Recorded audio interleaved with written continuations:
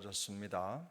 너희 중에 하나가 나를 팔 것이다 라는 말씀을 하신 상황에서 그 말씀을 하신 바로 직후에 이 제자들 사이에 이런 다툼이 있을 거라는 것은 상상할 수도 없는 일입니다. 사실은 심각한 예수님의 말씀이죠. 험중하게 말씀하시는 과정이 있는데도 불구하고 그 말씀이 떨어지자마자 이런 제자들의 행동이 나타난다는 것은 사실 좀 아이러니하죠. 철딱선이 없는 아이들, 그저 자기 생각에만 몰두하는 제자들의 모습이라고 할 수가 있겠습니다만, 이들의 마음을 차지하고 있는 게 과연 뭘까? 그냥 상식적으로 생각해 봐도 제자들의 행동이 뭔가 조금 예수님의 의도와는 상당히 거리가 있다는 것을 우리가 알 수 있습니다. 그 마음 속에 있는 것이 바로 그거죠. 자기중심적인 성공에 집중하고 있는 겁니다. 예수님을 사이에 두고 예수님이 말씀도 안 하시는데 예수님 다음이 누구냐라고 하는 서열 다툼이 이루어졌다는 것 자체가 그들 안에 예수님이 없다는 것을 단적으로 보여주는 증거입니다. 그들은 생각과 행동에 있어서 예수님의 가르침이나 의도와는 전혀 상관없는 행동을 하고 있는 것입니다. 자기로 가득한 이들의 마음에는 주님의 말씀이 비집고 들어갈 틈이 없습니다. 사실 섬김에 대한 예수님의 가르침이 생소한 게 아닙니다.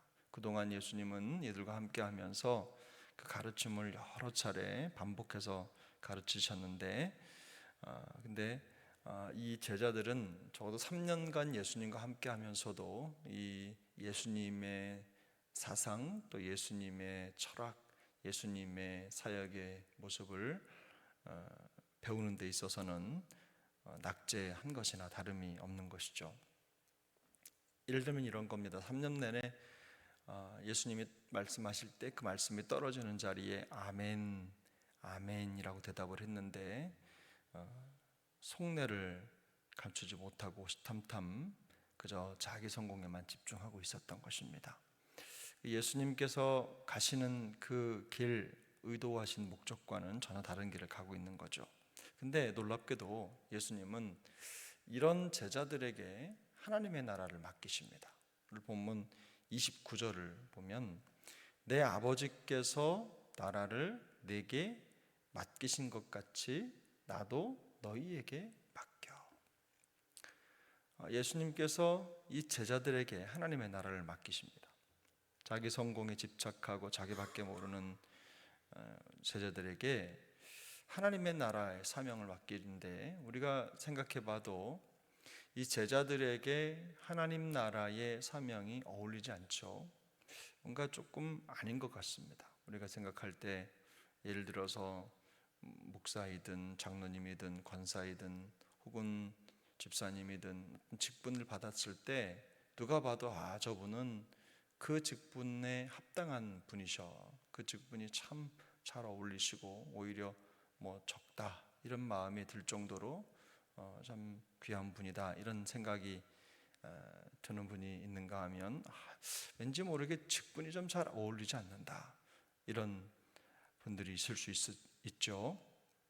바로 제자들의 모습이 그렇다는 겁니다. 3년 동안 주님께 배웠어도 또 이 제자들의 행적을 보면 한시도 깨어서 주님과 기도할 수 없는 그런 모습도 있고 뿐만 아니라 또 예수님 앞에서 또 그 고난 앞에서 도망을 치기도 하고 또 결국에는 예수님을 부인할 사람도 이들 중에 있지 않습니까? 모두가 다 떠나가고 아무도 없어요. 근데 오늘 본문을 보면 베드로가 그런 고백을 하죠. 주님, 저는 주님과 함께 오게도 가고 또 죽는데도 떠나지 않고 함께 하겠습니다. 이렇게 얘기를 하니까 예수님이 그에게 뭐라고 말씀하십니까? 오늘 내가 닭 울기 전에 3번 나를 모른다고 할 것이다.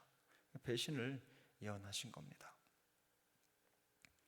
결국 베드로는 실패가 예견된 사람인 거죠. 베드로뿐만 아니라 모든 제자들의 모습이 그렇습니다. 그런데 주님은 이들에게 하나님의 나라의 권세를 맡기십니다. 주님께서 이렇게 실패하고 실패가 예견되어 있고 예수님의 의도와는 다른 쪽으로만 가려고 하는 이 부족한 사람들에게 하나님의 나라를 맡기시는 이유가 어디에 있습니까? 여러분 32절을 함께 보겠습니다. 32절 함께 읽습니다. 그러나 내가 너를 위하여 내 믿음이 떨어지지 않기를 기도하였노니 너는 돌이킨 후에 내 형제를 굳게 하라. 아멘. 주님은 제자들을 밀가부르듯 하는 사탄의 시험을 제자들이 그런 시험을 받을 것이라고 말씀하십니다. 그리고 그 시험을 받아서 넘어질 것이라고 말씀을 하시는데 여기 보면 예수님이 그들을 위해서 그들의 믿음이 떨어지지 않기를 위해서 기도하신다라는 대목이 있죠. 밀가부르듯 한다, 사탄에게 넘겨진다라는 건 뭐냐면 이들이 실패할 걸 예수님이 알고 계시다라는 것을 의미하는 거죠. 그런데도 주님이 기도하셔서 어떻게 하십니까? 그들이 돌이킨 후에 형제를 굳게 하라고 권면을 하십니다. 심정이 있죠. 예수님의 심정, 실패하고 넘어지는 이 제자들을 향한 그 심정이 뭐냐면 주님은 우리 제자들이 그저 실패하고 무너진 채로 그들의 인생이 끝나기를 원치 않으신다는 겁니다.